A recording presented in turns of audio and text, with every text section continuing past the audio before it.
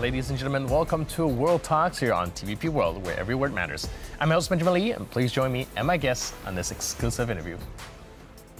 In a developing story, German prosecutors have asked Poland to arrest a Ukrainian diving instructor suspected of being involved in the 2022 Nord Stream pipeline explosions. While the Nord Stream blasts have sparked accusations between Russia and the West, Ukrainian President Volodymyr Zelensky has firmly denied any involvement by Ukraine in the incident. Joining us today on TVP World to discuss these new developments and their broader implication is Gary Tabach, former Chief of Staff, NATO Military Liaison Mission in Moscow. Hello, sir, and welcome to TVP World. Thank you, Benjamin Lee. It's always a pleasure to be here.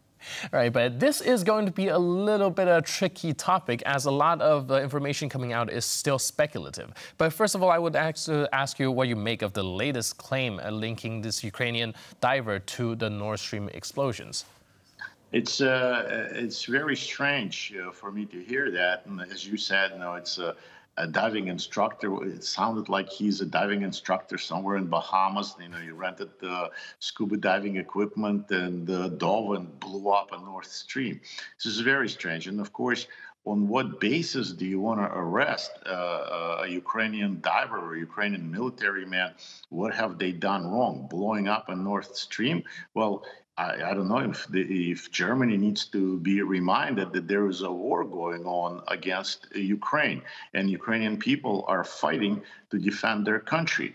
We promised them, General Milley and our Secretary of Defense with Ramstein 1 promised that we're going to turn the sky and the earth and we're going to give them everything. And in 2 years, at that time, 2 years into the war, was nothing. Sanctions from hell. There were no sanctions, and it's not working. Russia is only accelerating in killing and destroying an entire nation while we will observe it. Of course, Ukrainians are supposed to defend themselves. We see that today in Kursk region, they're trying to defend themselves, and to accuse them of what? Even if Ukrainians were involved in such operation, what have they done wrong? As you pointed out, now there's a doubt and a reliability of Russian gas in Europe. Whether they can trust Russia or not. Those sanctions should have done that. And if they're not doing it, Ukrainians do it themselves. And again, President Zelensky denying that their involvement in it. And as far as I know, we're still in the West. You're supposed to be proven guilty before you're arrested, or proven guilty before you ask another country to arrest another citizen of a third country. Show some proof, so show some just to request an arrest of a man without any basis because you suspect him on something. I don't think it's a good idea. And again, suspected of what? Defending your country, defending and stopping killing your people. What if it would have been your country? What if it would have been Germany? Would Germans do the same thing or not? So I don't think even though President Zelensky denying it, it was done by the Ukrainian special operations. It's kudos to them. Great job. Congratulations. Right, and given that Sweden and Denmark, they have also concluded their investigation without identifying any suspects, of course, The whole thing seems a little bit even more muddy, isn't it?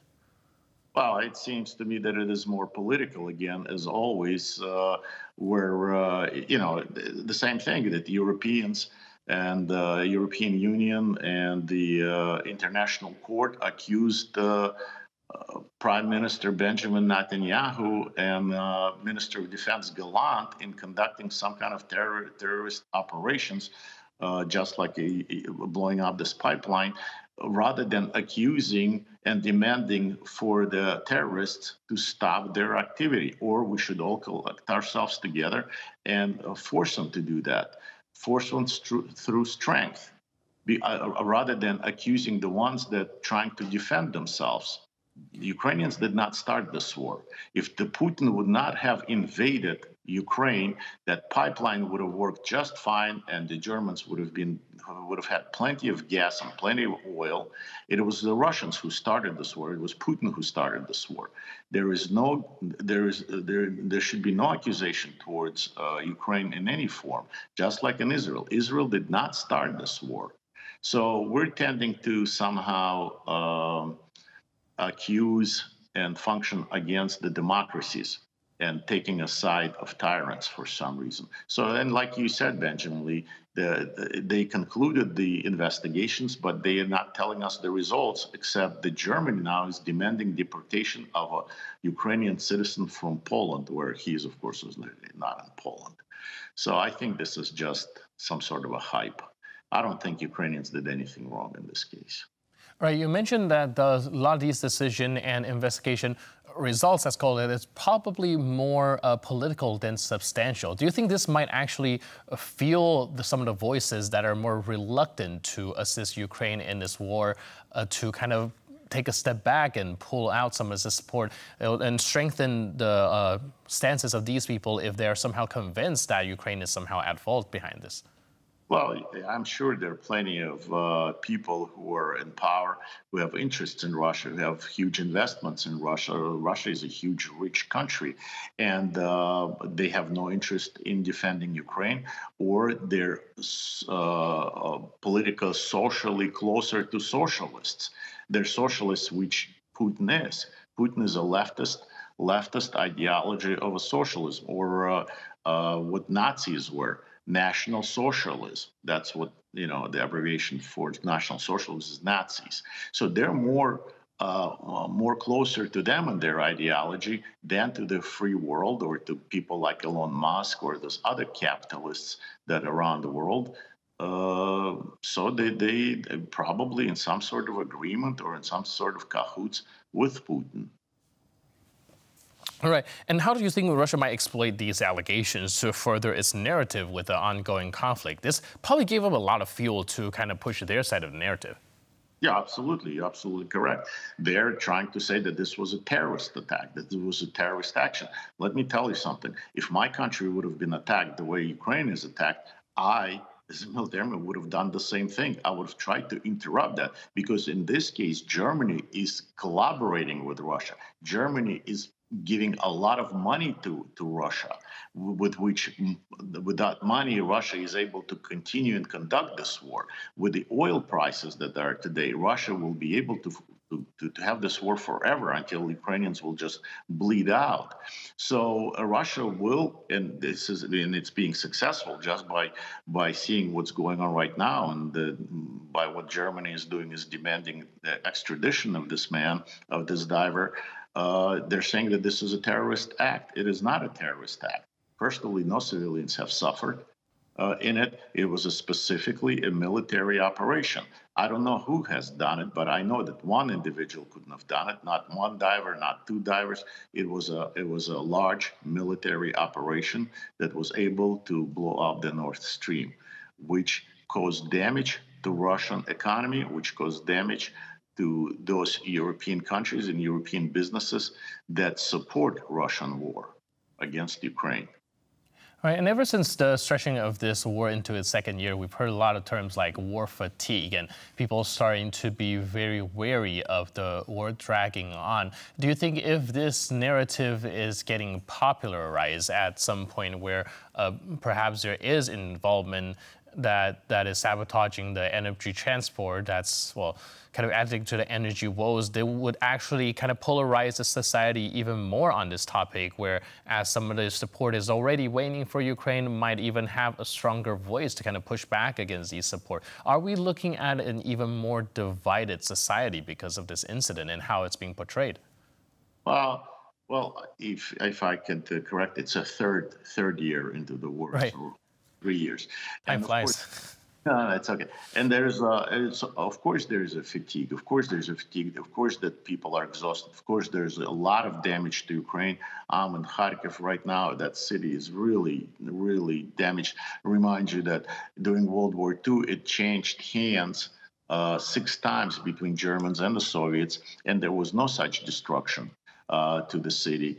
There are towns that are being wiped out, and their kids are dying, and there's a lot of damage. There's going to be energy sources, so people do get tired, and the Westerners get tired, of course, of it as well, because there are budgets, there are deficits, there's ecological damage, there's a threat of a nuclear attack. People are very nervous. And wars tend to do that to people. Wars tend to cause PTSD to not only to military men, but to public as well. So, but on the other hand, the Ukrainians are doing everything possible to turn the tide and to turn the West and to get the West's attention on their incursion into the Kursk region, taking the war to the Russian side. We've talked about it before. Now it kind of gave a morale boost to the Ukrainians and to the world. They're showing that Ukrainians are willing, able, and capable of beating the Russians and taking the war to them and fighting for their country. They're not willing to give up. They're not willing to lose this. So we should pay attention and we should help them to do this. But again, our politics in Europe, and of course politics in the United States today before the November elections, cause not helping the situation in Ukraine and in Russia. Everybody's realizing that things may change very soon, for better or for worse. Right, and speaking of timing, you also mentioned that the push into Kursk really gave Ukraine a significant morale boost. And then this kind of accusations start popping out. So I'm just wondering, the timing seems a little bit fishy. Do you think there's any correlation there, or am I thinking too much?